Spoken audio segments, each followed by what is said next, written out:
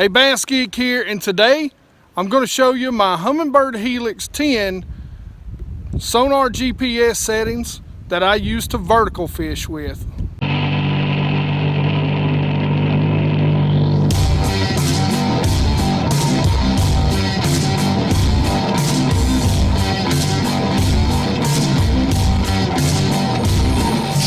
So one of the biggest problems most people have is being able to see their bait on the sonar. So I'm going to drop this right down on this side or this side, close as I can to the trolling motor. I'm going to set my trolling motor on about 30. Now here you can see there's possibly some fish and some bait fish. We're going to drop down to them. There you can see my bait. It fell right down through them. Now I'm going to reel up. You can actually see my bait coming up. Reel up a little bit more. There's my bait in 15. Come up a little bit more. There's my bait in about 10. You can see I'm just stair-stepping it up, dropping it back down. So let's go ahead and let's talk about settings so you can see the same thing that I'm seeing right there on your 2D sonar. So the wind got so bad I had to ditch the original audio, and now I'm just going to do a voiceover. So hopefully you'll be able to hear me a little more clearly. So let's real quickly talk about my setup on the bow of my boat. I've got a Helix 10. It is a chirp GPS, which means it only does sonar, 2D sonar, and mapping. I do have a 360 on the front. If I had to change one thing about my setup, I'd actually add another unit strictly for the 360. It shows 360 degrees all the way around you. It shows so much area that you almost have to have a dedicated screen to really do it justice. All that being said, I don't really care much for down imaging, DI on the front. And a lot of that has to do with cone shape and distortion, and that DI and SI generally work better while the boat is moving. So, at least generally 2 to 3 miles per hour. Jumping right into the settings, you hit the menu button once, and this is the display that it's going to pull up. Now, starting right with the sensitivity, generally I keep it right in the middle. And guys, these are almost the out-of-box settings. Now, most of the time, even in the deepest of waters, if I'm in 40, 50, 60 feet, I mean, I'm probably going to jack the sensitivity up just a little bit, but most of the time, it's going to be 5 over that midpoint, so that 10 sensitivity setting, it's going to be about 5 over or 5 under. 90% of the time, that's what the sweet spot is going to be. And it's going to be really the same with the contrast. You want to be able to tell that hard bottom, and honestly, the contrast in this may be just a touch too hot right here in this 20 foot of water. But generally, with the contrast, that 20, because it's 0 to 40, 20 is going to be about the right spot. Now the upper range, basically that adjusts how high you're seeing. So I want to be at 0 feet. I want to see as high in the water column as I can, so I keep mine generally at 0. Lower range, I keep it at auto. Most of the time when I'm on the front and I'm vertical fishing, you're sitting in one place, or you're moving or attempting to move very little once you're over top of the school. So you're not going to have to worry about the ranges jumping up and down most of the time. Chart speed, I'm going to keep that kind of matched at my speed. Most of the time, 3 is the sweet spot for me. You get down below that, even if you're sitting still, just the scroll speed seems to be just a little too slow. So that 3 when I'm vertical fishing seems to be best. Now you can try 2, you can try 4. 5 is just a little too fast. You're not going to get good fish arches. and you may miss some stuff if you get it too fast, too slow, and it's not going to update quickly enough. 3 when I'm vertical fishing seems to be the sweet spot. Sonar colors. Now this is just your palette, and I can get into a couple of different palette colors, but by default, this is kind of the Lowrance color palette here. It's color palette number 1. And, I come from Lowrance. I've fished Lowrance products for years and years. And coming over to Humminbird, this is just a palette that is very familiar to me. So now we're going to go into the main menu, and what we're going to do, we're just going to press exit, and then we're going to press menu twice. We're going to jump right into this icon, which is the sonar settings. So the very top setting, you see I have mine set on medium/high frequency. Now this is probably the most important setting under this list. And what it's talking about is the actual frequency and the amount of area you can see based on what frequencies you are running on your unit. So let's zoom in here and let's talk about the frequencies that I'm running and what medium high means. Now before chirp come along, you had a 55, a 80, and a 200. So each one of those frequencies, the lower the number, the wider of the area you're going to actually see on the bottom. Chirp, however, uses a broad band of frequencies and not just a single frequency, and that's why it sets it apart. It paints with a broad brush instead of a single line.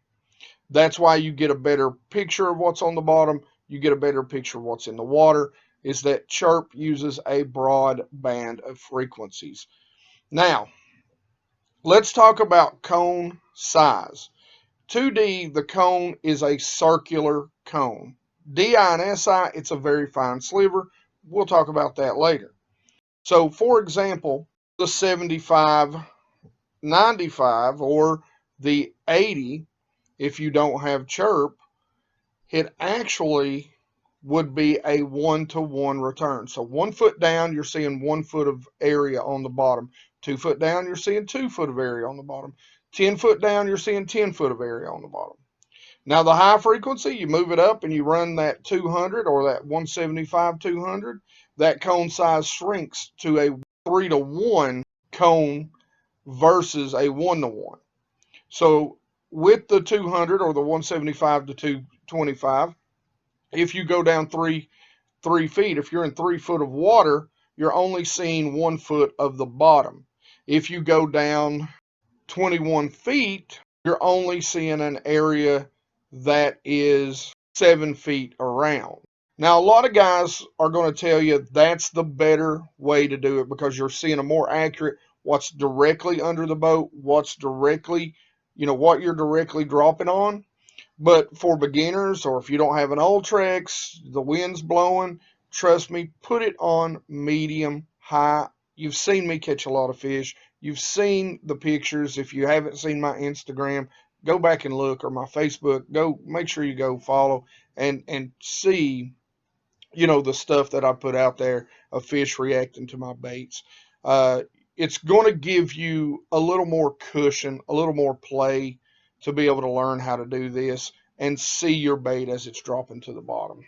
So you can see I've got my surface clutter set on a 3. If I'm in shallower water, or I think the fish or the bait fish are really at the top of the water, I'm going to cut that all the way down to a 0.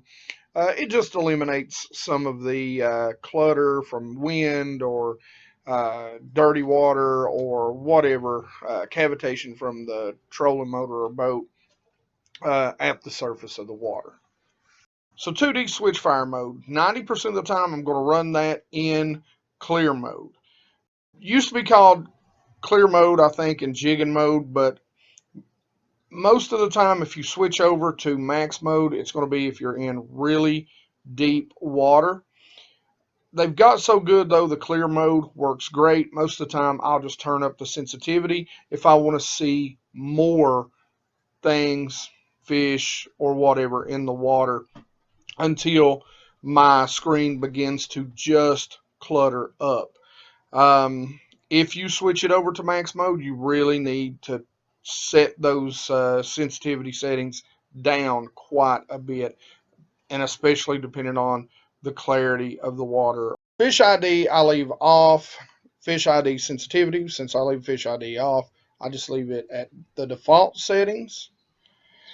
And the very next thing, which is probably the most important, is the RTS window, or the real-time sonar window. The real-time sonar window shows you exactly what's on the bottom in real time. Anything past that, the stuff you see that's coming out, is actually already past or out of the cone. So what you're seeing in this little window here on the right side of the screen is what's directly under the boat. And that to me is very important, because you see your bait dropping live and you see the fish reacting live. That's the window that I watch most of the time when I'm vertical fishing. All right, so there's a couple of different settings. You can see you've got A scope, it's off. You've got the mono. I prefer the full screen. It just shows you all the way across the bar. You see that a little better when you're standing above it. So bottom view, I keep it on structure ID. I always keep it on structure ID. Zoom width, I keep it on wide. Now you can put it on medium or narrow, but I want to see as much of the bottom as I can. The medium sensitivity offset, I leave that at default. Depth lines, you guys know I like my depth lines. I like to be able to tell what depth the fish and the bait are. Frequency label, of course, I keep that on. You can see it down there in the bottom left-hand corner. Noise filter, most of the time, I'm going to keep this at low or off. But if there's a lot of clutter or the water's dirty, I will cut it up, maybe to medium, generally never past that. Maximum depth, I leave at auto. The water type, of course, fresh. And the color bar. What the color bar is you can actually pull this up and it'll create a bar down the right side here before the RTS window. And it actually shows you from top to bottom. Top is your hardest. So it shows you the palette. Top is your hardest return color. The bottom is your softest return. So you can see the yellow is the hardest return, and all the way down here, the dark blue to the black is the softest return on this particular color palette. The temperature graph, I keep it off. What it does up in the top left-hand corner is it gives you the variance between the surface temperature and the bottom temperature. You know, it's really a best guess, so I don't really go by that. Medium sensitivity offset, of course, I leave at 0. All right, guys, that is really about it on what I do for my vertical settings on my bow mount graph. Hey guys, I hope that helps you catch more fish out there vertical fishing, spooning, damiki rigging, drop shotting. That it all works the same way. If you've got any questions about it, make sure you leave them in there. If I missed anything that you have a question about, make sure you leave it in the comment section below. I'll definitely go into detail and explain that for you. We may even do a whole nother video on it. All right, as always, put those questions and comments, just like I just said, in the comment section below. You know I'm going to answer them. I answer everybody. I reply to everybody all the time.